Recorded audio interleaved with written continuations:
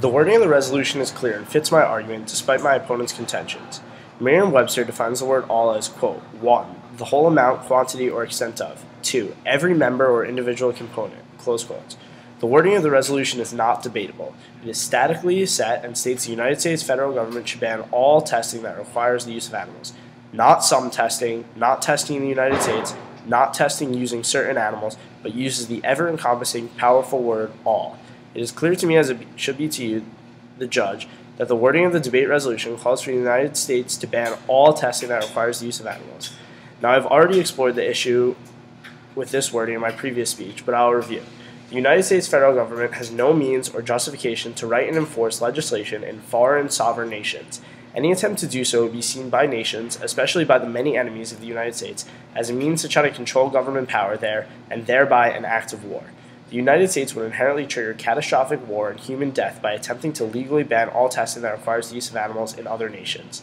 With the widespread availability of nuclear weapons by nations around the world, it is not far-fetched to fear the next major world war would end human life altogether in a cloud of nuclear fallout and dust. The impacts of a ban on all testing that requires the use of animals is much more than the immediate salvation of animal lives. It means the sacrifice of humankind and the world as we know it.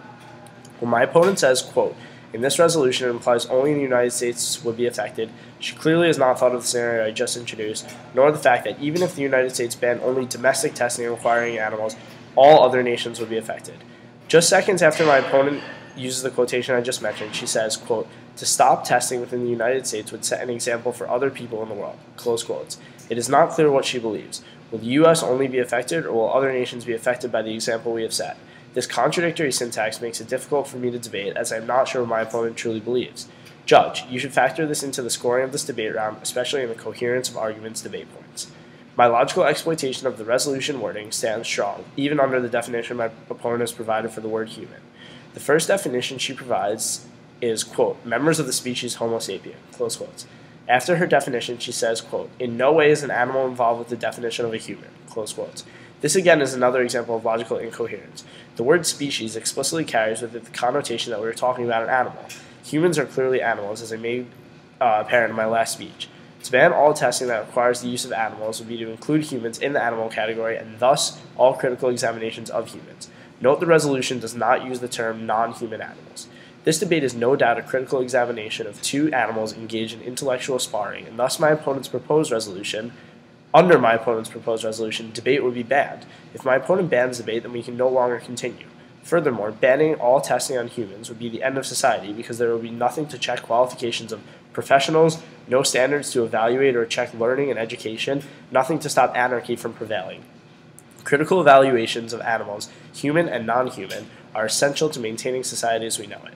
Science needs animal testing. There is no question, contention, no protest that will make this statement not true. The moral implications of stopping animal testing, the human lives that will be lost, and the sick humans that will continue to suffer are far worse than the status quo today. Judge, you will vote for me because not only have I provided adequate reasoning why animal testing is necessary, but I've clearly provided logical flaws in my opponent's reasoning and her support of the debate resolution while enunciating the severe moral implications a ban on all animal testing would have on individuals and the world as a whole. The United States federal government should not ban all testing that requires the use of animals. Thank you very much for your time.